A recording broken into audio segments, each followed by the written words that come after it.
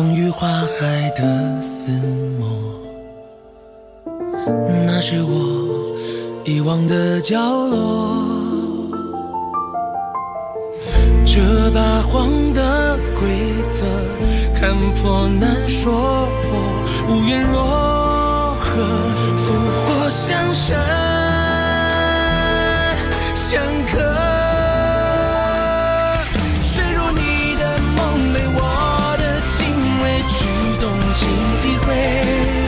天涯暗自张望，人历历如灰。不为此心悸，被相思夺泪心之内。总有那份情如流水，长如水。大到天地不遂，日夜不退，爱不再卑微。轻描淡写的梦，为你来点山盟海誓，做你身旁的花蕾，愿只此一生，各有你的诗碑。枕上柳树梦醒，可缓缓归。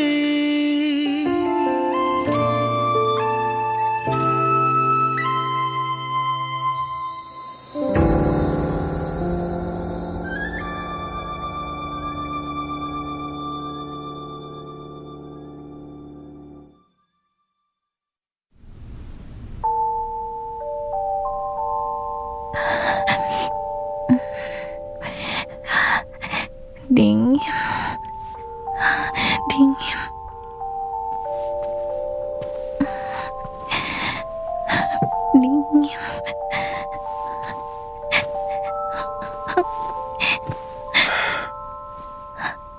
Berani menerobos perbatasan dunia iblis.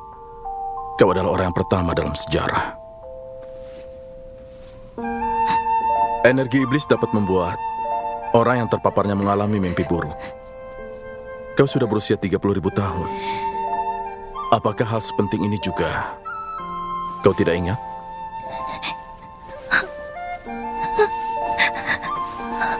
Dingin sekali.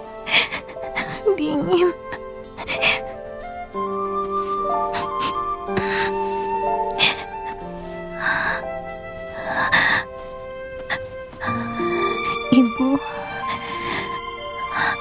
Ibu. Jangan. Ibu.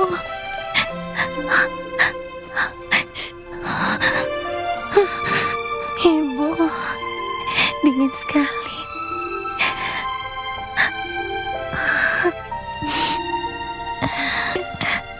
Jangan.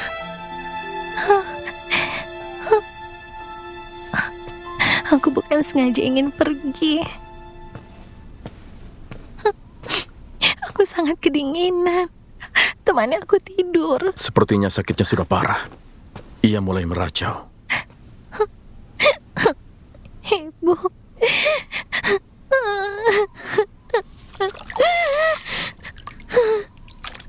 Tidak ada gunanya menangis. Tidak ada gunanya menangis kencang apapun. Aku bukan...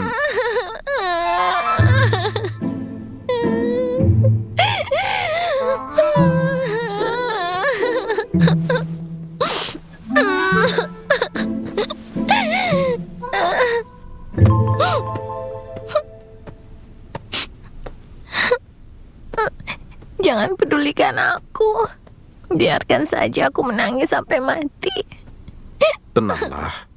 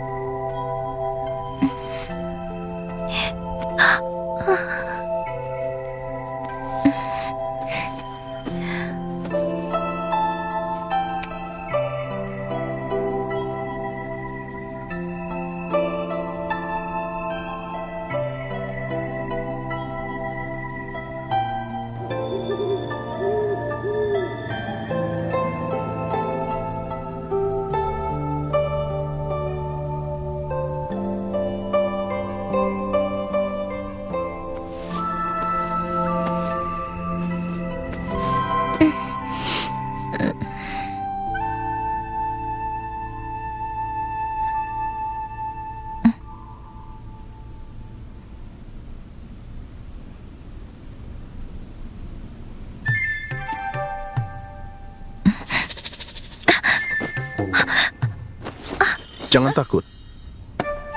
Aku tidak melakukan apapun. Kau menempel saat tidur. Lalu kepanasan dan membuka keras sendiri. Kenapa aku ada di sini? Bukankah seharusnya di pemandian tanpa risau? Kau bilang ingin menjagaku, namun malah tidur. Jadi terpaksa aku yang menjagamu. Oh, mungkin aku yang kelelahan. Terus kenapa kau tidak meninggalkan aku sendirian? Karena kau tidak ingin aku pergi. Sudahlah. Kau telah terpengaruh oleh energi buruk dari Miao Lu. Aku terpaksa menolongmu. Kebiasaanmu saat sakit. Iya, sudahlah. Aku paham dengan kondisi tubuhku sendiri. Apa ada orang lain yang mengetahui penyakitmu? Selain keluargaku, kau adalah yang pertama. Aku berhutang budi lagi padanya. Tapi seseorang tidak bisa memilih siapapun yang akan menolongnya saat sedang pingsan, kan? Berarti aku berhutang lagi padanya.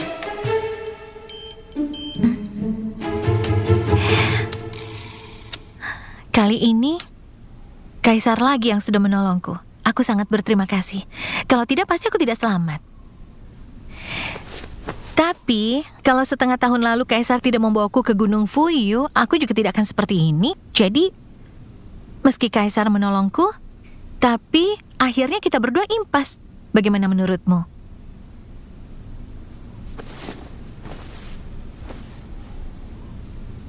Lalu, bagaimana mempermasalahkan aku yang baru menolongmu setelah setengah tahun, dan aku yang berubah menjadi sapu tangan? Kau bahkan berani mengungkit dua hal itu. Benar-benar seorang kaisar yang pemberani. Kedua hal itu, Kaisar memiliki kemampuan baik, dan pendapatku itu cukup diabaikan saja. Segala hal memiliki alasannya sendiri. Terus untuk apa Kaisar menanyakannya? Daripada ini, aku malah ingin bertanya padamu. Tadi, waktu aku sakit dan tidak sadar sehingga menempel padamu, kalau kau menepis, pasti aku tidak akan menempel lagi. Tapi kenapa kau mendorongku dan malah menungguku sampai sadar? Kau berinisiatif memelukku. Aku merasa ini sangat langka. Untuk apa aku menepismu? Kaisar, dulu kau bukanlah orang yang begitu tidak masuk akal. Terserah aku ingin bicara masuk akal atau tidak. Saat aku ingin, aku akan melakukannya. Intinya aku berterima kasih padamu. Maaf ya sudah merepotkan. Entah sudah jam berapa sekarang. Xiaoyan pasti akan mencariku. Aku permisi. Aku ingat saat kecil kau pernah jatuh ke sarang ular karena berjalan di malam hari. Sejak itu kau tidak berani melakukannya lagi. Apa kau sudah melihat warna langit di luar? Langit sudah gelap.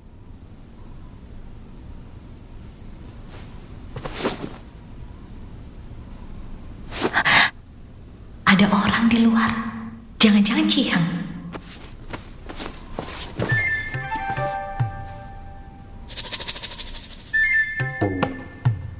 Sepertinya benar.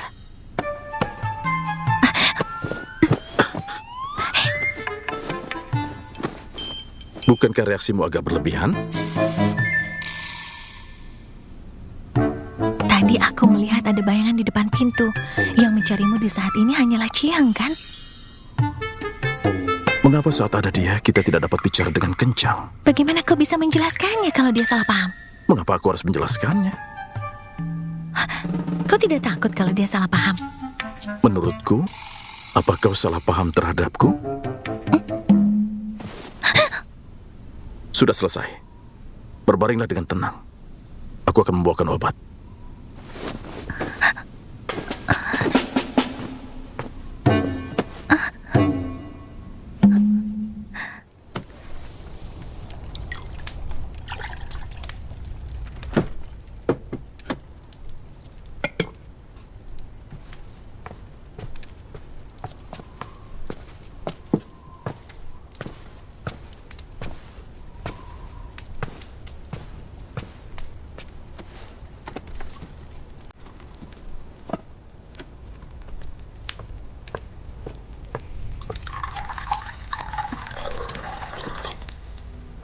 Guru, biar saya saja. Tidak perlu.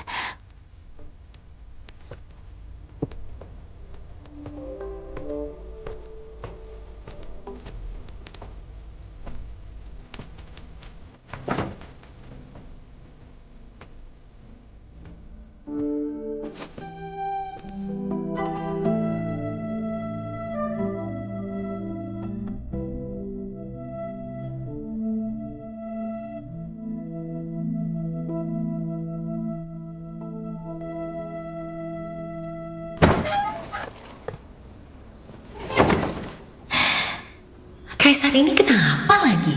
Apa dia tidak takut Jihang cemburu? Xiaoju sudah pulang ya? Bagus sekali.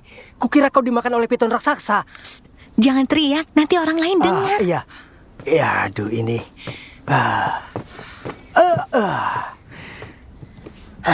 Terus apa yang terjadi kemarin malam? Jangan dibahas. Aku mencarimu semalaman namun tidak ketemu.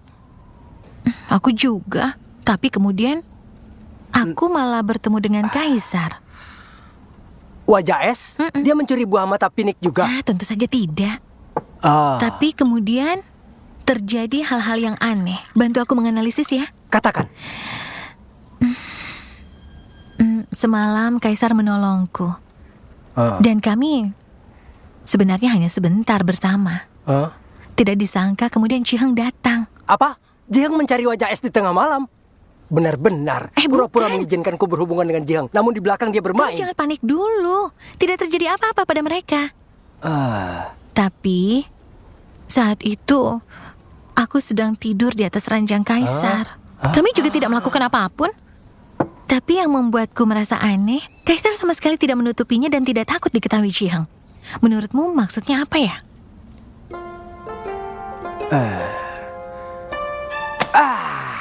Aku sudah tahu wajah es tidak akan sebaik itu. Dia pura-pura mengizinkanku, namun sebenarnya dia dendam padaku. Bahkan dia melampiaskan rasa cemburunya pada Jihang. Cemburu? Maksudnya dia melukai Jihang karena cemburu. Dia cemburu padamu? Benar. Lihatlah, dia ingin Jihang tahu kalau ada wanita lain di sisinya. Dia pasti sengaja ingin melukai hatinya. Karena melihat Jihang bersamaku juga melukai hatinya. Aduh, kalau begitu, wajah es juga tulus pada Jihang. Dia menggunakan cara ini untuk menunjukkan perasaannya. Oh ya, apa kata perasaan cocok di sini? Tapi apa ini masuk akal? Kenapa tidak? Aku merasa masuk akal. Semakin dia berbuat seperti itu pada Jihang, aku semakin berkesempatan untuk merebut Jihang. Aku merasa ini semakin seru. Sudahlah. Pepatah bilang, meski merusak 10 kuil, juga tidak bisa merusak pernikahan. Apa yang kau tahu? Yang gagal itu tidaklah berarti. Yang terpenting adalah pernikahan yang berhasil. Tidak disangka, kisah asmara ini punya begitu banyak hal yang membingungkan. Apalagi, hal-hal ini juga saling berhubungan.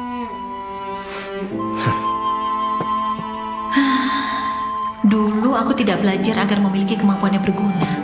Cuma ingin ke istana Taichan hanya untuk melihat Kaisar. Hanya mengandalkan keberanianku. Tapi akhirnya dia tetap tidak peduli padaku. Hari ini aku baru sadar. Aku ini kekanakan.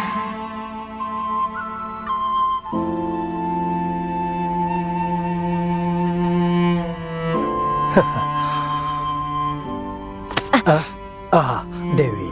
Siming, apa yang terjadi? Kenapa tersenyum jahat begitu? Tidak. Tadi saya teringat yang mulia kecil. Teringat Feng Zhe?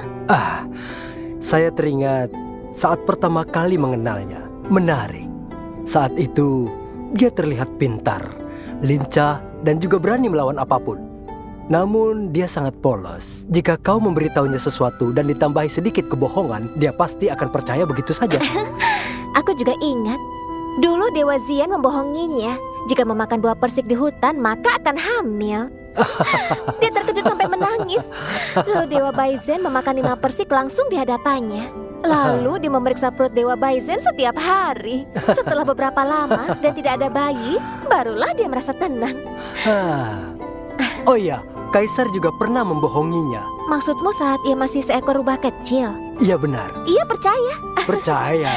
Apalagi Kaisar yang memberitahunya. Dewi. Sepertinya Tuan Lian Song mulai curiga.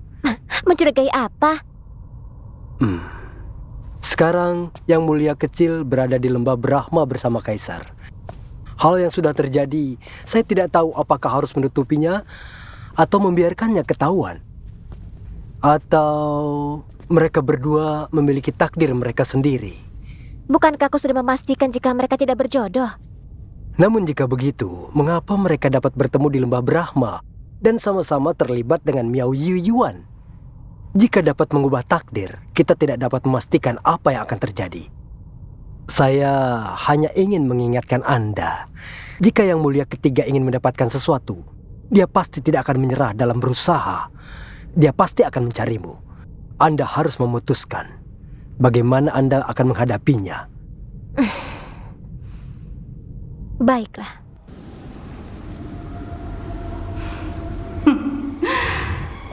Aku tahu kau pasti datang. Donghua, kemarin saat kita berdua bertemu, bukankah hal itu terasa romantis? Sepertinya kau menggunakan kekuatan giok pengurung roh untuk melihat seperti apa pikiranku. Memangnya kenapa? Giok itu sudah diserap olehku. Lalu aku akan segera terbebas dari kutukanmu. Jika kau memang hebat, apa perlu melihat pikiran orang lain? Aku melakukannya untuk mengetahui rahasia di hatimu. Sekarang belum saatnya kita bertarung. Kita tidak akan pernah bertarung, karena kau sama sekali tidak akan bisa keluar. Aku tahu apa alasan kau datang. Karena aku sudah mengetahui rahasiamu, sehingga kau tidak bisa tenang. Coba tebak, apa yang bayanganku lihat kemarin? Di dalam hati terdalammu ada seorang wanita berbaju putih. Apakah aku benar? Wanita berbaju putih ini tidak akan bisa kabur dariku.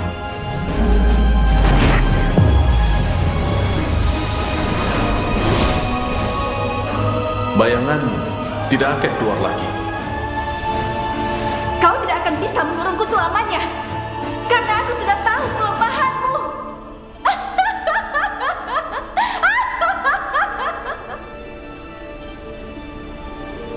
Aku akan segera mendapatkan buah mata Phoenix itu, ataupun aura gadis itu.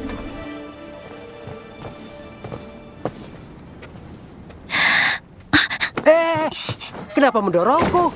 Aku harus segera pergi. Pintunya ada di sini. Tidak usah, sudah telat.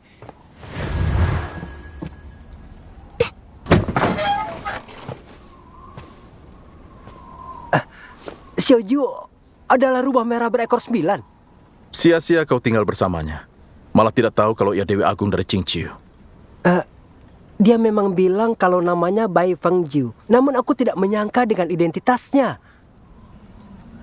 Lalu mengapa kau kemari? Xiaoju sudah bilang kalau dia tidak ingin menemuimu dulu. Sekarang Tuan Iblis Xiaoyan sudah bisa menggunakan aku. Kenapa? Kau tidak terbiasa. Aku akan kembali seperti dulu saja. Ini kamarnya. Mengapa masuk seenaknya? Lalu mengapa kau masuk? Sudah berapa lama kalian tinggal bersama? Sudah setengah tahun sejak datang ke lembah. Kau si wajah es. Untuk apa aku menjawabmu?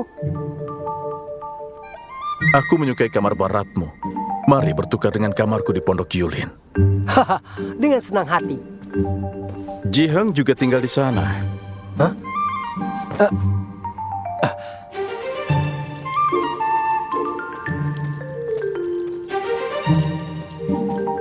Ji Heng. Xiaoyan, kenapa kau datang? Kau ini... Aku membantu seseorang dengan bertukar kamar. Mulai sekarang kita akan tinggal di pondok yang sama. Panggil aku saja kalau kau butuh sesuatu. Ku bantu menyiram bunga ya. Xiaoyan, siapa yang tinggal di pondok angin bersamamu? Xiaojiu kan?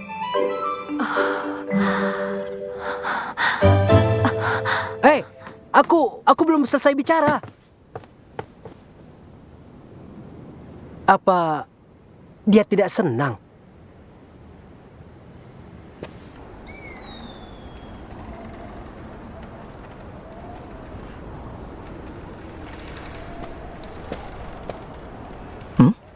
Juga? Kenapa melamun di sini? Kau mau kemana, Meng Xiao? Kompetisi Zhongsu akan segera dimulai. Aku akan pergi ke tempat guru untuk membantu di sana. Achoo! Belakangan ini memang cuaca sangat dingin. Sebaiknya kau pulang. Nanti sakit lagi di sini. Aneh sekali. Aku sudah setengah tahun di Lembah Brahma, namun cuacanya tidak kunjung membaik. Kau mungkin akan kecewa. Kau tidak tahu, Lembah Brahma ini tidak memiliki 4 musim. Maksudmu, di sini selalu dingin seperti ini? Benar. Kenapa seperti itu? Sebenarnya ratusan tahun lalu Lembah Brahma juga memiliki 4 musim pada umumnya. Namun keadaan jadi berubah. Kenapa? Panjang kalau untuk diceritakan. 200 tahun yang lalu, suku burung cinta memiliki satu dewa pemimpin yang bernama Senye. Dan saat itu Senye membawa ketiga musim selain musim dingin ke istana Cinan dan tidak pernah keluar. Sejak itu di Lembah Brahma hanya tersisa musim dingin. Tapi kenapa Chen Ye melakukannya ya? Kalau tidak salah dengar ada hubungannya dengan Aranjo. Siapa itu Aranjo? Shh. Dia itu tuan putri kedua suku burung cinta. Saat masih hidup dia suka musim semi, panas dan gugur. Namun setelah wafat, kata Aranjo ini malah dijadikan kata yang terlarang. Senye membawa pergi 3 musim ini untuk mengingatkan sukunya, untuk tidak mengungkit nama Aranjo dan tidak boleh melupakannya. Kenapa nama Aranjo ini menjadi kata terlarang? Kau tidak perlu tahu. Yang pasti kau jangan bertanya tentang Senye dan Aranjo pada orang lain. Ini adalah pantangan di suku ini. Akan lebih baik kalau Aranjo menyukai musim dingin, kan? Dengan begitu kita semua tidak akan hidup menderita di lembah ini. Kenapa masih membicarakan itu? Baiklah ya. Terus kenapa botol itu di tanganmu? Coba aku lihat. Lain kali saja kita ngobrol lagi. Sudah terlalu lama aku di sini. Aku harus menemui guru.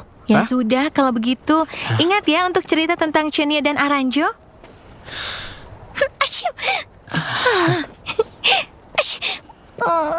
Aduh.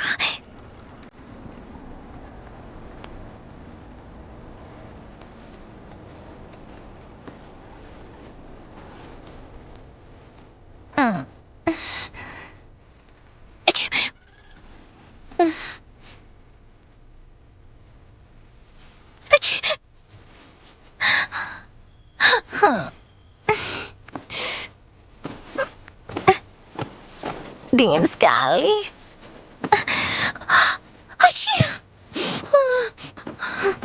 Aduh.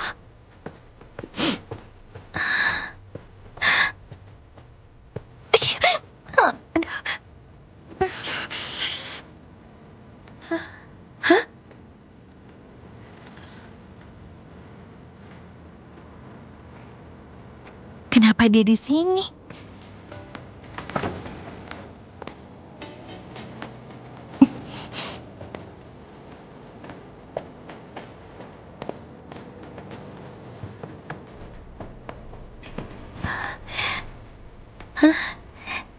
Kau ini? Ada apa? Xiaoyan tidak memberitahumu? Kami bertukar tempat. Mulai hari ini, giliranmu yang melayaniku. Siapa? Jika ada Chonglin, tehnya pasti sudah siap. Terus kenapa kau tidak membawa Chonglin datang ke lembah saja? Ada kau di sini. Untuk apa membawanya? Kenapa dia tidak perlu datang karena ada aku? Karena aku tidak akan enak untuk memerintahmu. Kenapa kalau ada dia kau tidak enak untuk memerintahku? Benar juga. Aku bisa memerintahmu meskipun ada dia. Pergi memasaklah.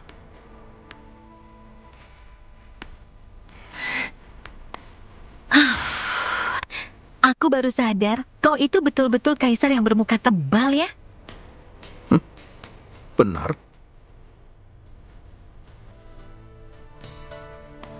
Kau benar-benar sensitif.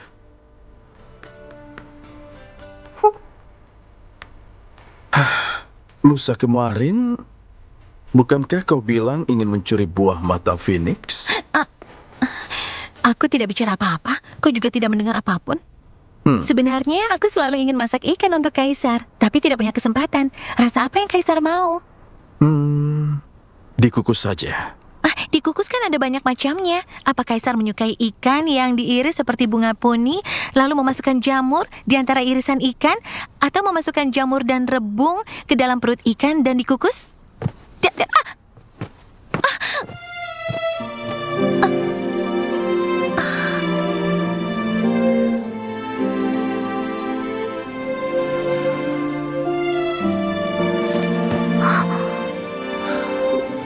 Kau sudah stabil? Hari ini buat jenis pertama, besok buat jenis kedua. Lusa nanti siram ikannya dengan kuah bawang putih. Ada apa dengan lenganmu? Ini? Itu terluka saat menggendongmu. Bohong, aku kan tidak seberat itu. Aku merasa seharusnya kau memperhatikan lukaku, bukan berat badanmu. Oh, terus kenapa lenganmu begitu lemah? Karena kau terlalu berat. Aku tidak berat. Aku kan tidak memukulmu kalau kalah berdebat. Kau juga tidak boleh memukulku. Ada rambut yang berdiri. Xiaobai, apa kau lupa menyisir rambut? Kau paham apa? Ini kan gaya rambut terkini. Oh,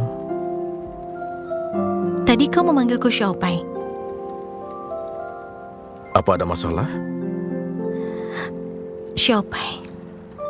Tidak ada yang pernah memanggilku Xiaobai.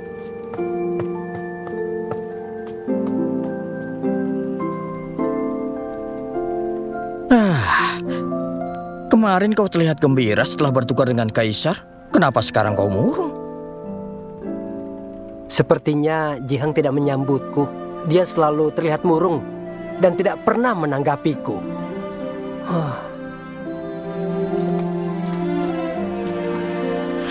Berpikir positif saja. Mungkin Guru Jihang sedang ada masalah. Dia kan sudah lama tinggal bersama Kaisar. Mungkin saja masih belum terbiasa. Sekarang kau tinggal bersamanya. Setelah beberapa lama, dia akan sadar dengan kebaikanmu. Kau benar. Aku harus berusaha lebih lagi. Kalau menurutmu, apa alasan Kaisar pindah bersama Tuan Putri juga? Alasan? Iya pasti karena Kaisar jatuh cinta pada Jiuge. Menurutmu apa mereka serasi? Jiuge itu dia sangat cantik. Dan aku lihat memang cocok dengan Kaisar. Bagus sekali. Dengan mereka yang terus bersama, jika berhasil mereka dekat, aku akan menghibur Jiheng saat dia sedih. Menurutmu bagaimana reaksinya? Kenapa kau seperti memanfaatkan kesempatan dalam kesempitan? Tindakanmu pada Jiuge ini juga... Kau ini memang tidak setia kawan. Kau tidak mengerti. Jodoh sulit didapat, sehingga aku harus mencari untuknya demi kebaikannya. Tapi aku membicarakan banyak hal-hal buruk tentang wajah Es. Aku harus membersihkan nama baiknya.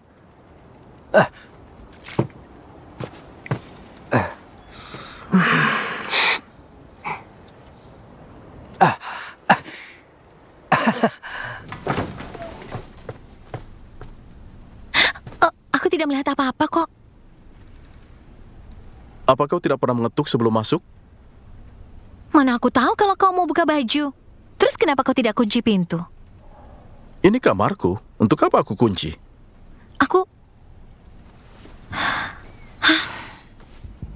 Apa itu di tanganmu? Obat untuk lukamu. Pakai sendiri ya.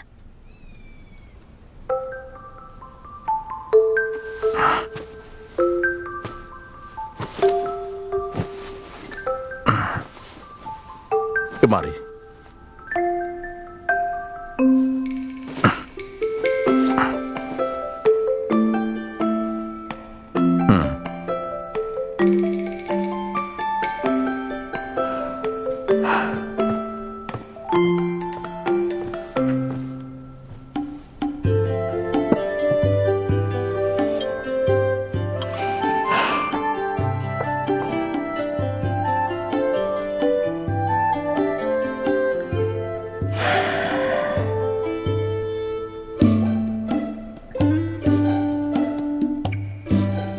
Sudah dioles.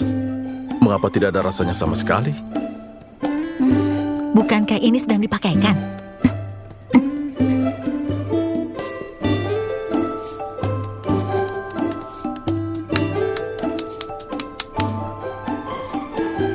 Ngomong-ngomong, dengan kemampuanmu, siluman itu kan sama sekali bukanlah tandinganmu. Kenapa kau bisa terluka karena dia? Jangan-jangan kau sengaja melukai tanganmu supaya kau bisa terus bersamaku ya? Apa aku begitu kurang kerjaan? Tentu.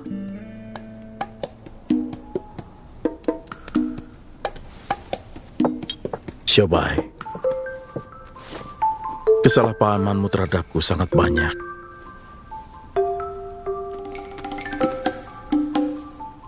Buah mata Phoenix itu tidak didapatkan. Bagaimana ini? Tidak apa-apa, ambil lagi bulan depan tanggal 15. Apa waktunya cukup? Tentu, kompetisi Chongsue kan belum dimulai. Masih ada waktu.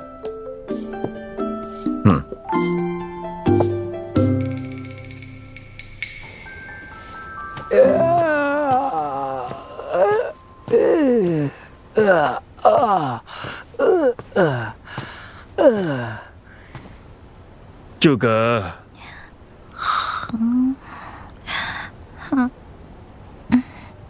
Juga, apa kau belajar terlalu keras dan kurang istirahat ya? Ada apa guru mencariku? Kaisar kemarin kan berkata bahwa kemajuanmu meningkat pesat. Karena Kaisar sudah mengatakannya, jadi aku menambahkan namamu di daftar kompetisi final. Jadi kau bersiap-siaplah. Wah, diikutan ya? Wah, luar biasa ya. Xiaoyan, aku tidak salah dengar kan? Oh, tidak. Kau lolos. Ya, Kaisar mendukung. Berarti, apa kita sudah tidak perlu mencuri? Kalau kau kenal Kaisar, kau pasti juga akan ikut. Buah itu? Iya. Maksudmu adalah wajah es lah yang menyuruh guru untuk menambahkanmu. Sepertinya. Kemarin Kaisar masih bertanya tentang buah itu padaku. Xiaoju, wajah es. Tidak, Donghua. Kaisar Donghua sangat lurus, juga terkenal berwibawa di alam semesta. Kau baik-baik saja kan? Bukankah kau selalu tidak senang dengannya? Coba pikirkan, demi dirimu, dia khusus mencari guru dan tidak mempedulikan nama baiknya. Xiaoju, perasaan ini tidak biasa. Kali ini dia memang membantuku, tapi dia juga tidak pernah mengerjaiku. Dia tidak segera menolongmu dan membohongimu. Ini hanyalah kesalahan kecil. Jika dibandingkan dengan membantumu ke babak final, sama sekali tidak sepadan. Xiaoju, kebaikannya kepadamu begitu besar. Dia adalah orang yang baik yang sulit didapat. Apa menurutmu aku sudah berlebihan padanya? Kita sebagai iblis atau dewi harus tahu balas budi. Jika hanya karena kesalahan kecilnya kau mengabaikan kebaikannya, lalu apa bedanya dirimu dengan manusia dan hewan? Pandanganmu terhadapnya berubah drastis ya? Aku dulu pernah salah paham padanya. Setelah perbuatannya kali ini, sebenarnya dia terlihat ingin berteman denganmu. Xiaoju, kau harus menghargai teman sepertinya dan jangan sampai salah paham lagi, paham? Oh, aku harus memikirkan baik-baik dulu kan? Aduh. Demi tujuanku, aku bahkan berkata hal-hal seperti ini. Aku tidak tahu malu.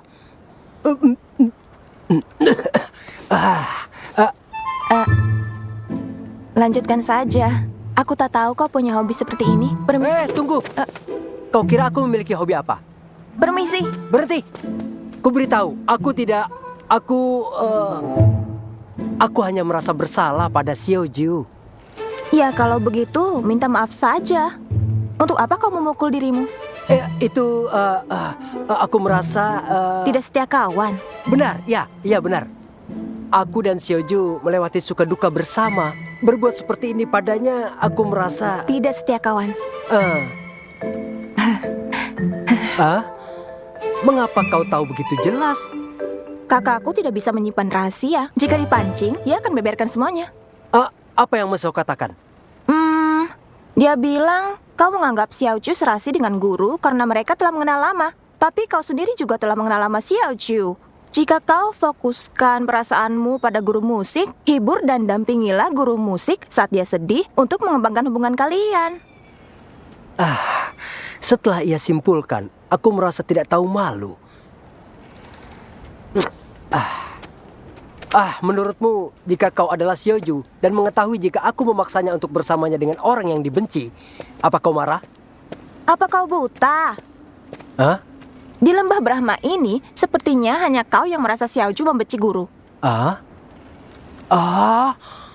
Apa kau merasa seorang gadis serius saat berkata dia tidak suka atau benci sesuatu? Tidak. Tapi mengapa Xiaoju bohong padaku? Mengapa dia tidak beritahuku dia menyukai wajah es? Bicara denganmu hanya buang-buang waktu saja. Jika Xiaoju menyukai wajah es, maka aku tidak akan merasa bersalah jika menjodohkan mereka. Memang. Jika Jihang bilang dia tidak suka, Tidak. maka... Dia benar-benar tidak menyukainya. Mengapa kau tahu jika maksud Xiaoju adalah menyukainya, namun Jihang malah tidak menyukainya? Tentu saja karena guru. Xiaoju memusuhi guru musik. Apa kau tidak tahu? Jika bukan karena guru, untuk apa Xiaoju memusuhinya? Apa dia orang yang seperti itu? Semuanya tahu guru musik menyukai guru. Lalu kenapa Xiaoju menghindari guru? Aku tidak tahu. Tapi bukankah ini bukti kalau dia peduli? Pokoknya ini adalah masalah perempuan. Guru musik mengejar guru mengejar Xiaoju, Xiaoju menghindar. Inilah cara mereka. Jika seperti itu, aku tidak menjerumuskan Xiaoju, tapi membantunya. Tidak disangka wajah es begitu digilai wanita. Bukankah kau juga merasa... Dia penuh dengan cinta. Aku sudah tidak menganggapnya. Tidak seru. Kau sudah tidak menyukainya?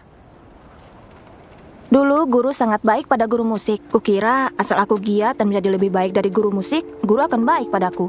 Tapi kemudian Xiaoju datang. Guru bersikap berbeda pada Xiaoju. Kalau tidak punya hubungan, kami tidak akan pernah menang bersaing. Aku adalah gadis dari suku burung cinta. Untuk apa? Aku memusingkan masalah pria. Pada akhirnya tetaplah kesalahan si wajah es. Siapa suruh dia menggoda banyak wanita? Orang sepertimu yang tidak terlalu pintar, kejar saja guru musikmu. Jangan berpikir macam-macam.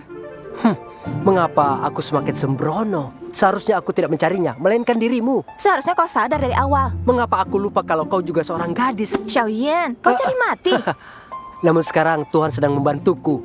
Jihang juga akan sama sepertimu, yang sadar bagaimana wajah es yang sebenarnya, lalu tidak akan menyukainya lagi. Selamat, Xiaoju. Kau berhasil masuk babak final. Juga, semoga keinginanmu tercapai ya. Berselang. Ya, berselang.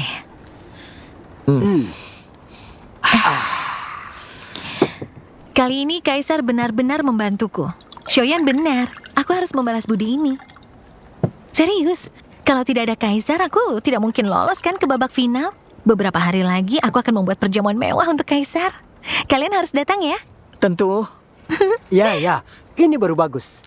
Berselang. Ayo. Ngomong-ngomong, meski sudah lolos, aku tidak tahu apa yang harus dilombakan di babak final. Memang apa lagi? Tentu melombakan kemampuanmu lah. Kebetulan sebaliknya, kompetisi yang diadakan di Dok Ching Mei kali ini melarang menggunakan kekuatan sihir. Jadi kompetisi kali ini hanya melombakan kemampuan pedang. Lebih tepatnya, pemahaman dan kemampuan berpedang. Nanti para peserta akan menunjukkan kemampuannya berpedang di atas salju. Siapa yang terjatuh duluan, dialah yang kalah. Ternyata begitu. Baguslah, asalkan bukan melombakan kesenian dan pengetahuan. Kau pasti bisa, aku percaya padamu. Oh iya, Xiaoju. Aku ingin bertanya, mengapa kau begitu ingin mendapatkan buah mata Phoenix itu? Alasanmu bukan seperti Jilu yang ingin awet muda kan? Benar. Memang Dewi mana yang tidak ingin awet muda? Sudahlah, jangan bicarakan ini. Ayo minum. Ayo minum. Xiaoju, meski tidak tahu mengapa kau harus mendapatkan buah itu, namun aku kagum padamu. Kau berusaha meraih hal yang kau inginkan sendiri. Kita sangat mirip. Namun, aku lebih kagum padamu. Dalam hal apa? Kagum karena meski perjalananmu tidak mulus, tapi hasilnya baik. Tapi kan meski lolos ke babak final, belum tentu aku mendapatkan buahnya. Jika dapat membuat Jihang menyukaiku, tidak masalah prosesnya sesulit apapun. Namun ada beberapa hal tidak bisa didapat meski kerja keras. Xiaoyan, kau mabuk. Kalian ini bicara apa sih?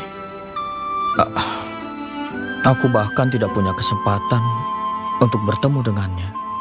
Maksudmu orang yang disukaimu itu Dewi Agung Qingqiu? Benar. Tidak kusangka aku hanya bisa bertemu sekali dan tidak punya kesempatan bicara dengannya lagi. Pasti ada kesempatan. Hanya waktunya yang belum tiba. Ya, semoga. Terima kasih ya, juga. Ini. Begini saja, Tuan Xiaoyan. Nanti undanglah Qiheng di restoran Zuli. Aku akan mengatur agar kalian bisa duduk bersebelahan. Sahabat. Memang sahabat baik. Besok akan kuberitahu dia. Ya. Masuklah, Xiaobai. Kaisar memanggilku lagi. Aku harus pulang. Nanti aku traktir kalian ya kalau sudah datang. Aku datang.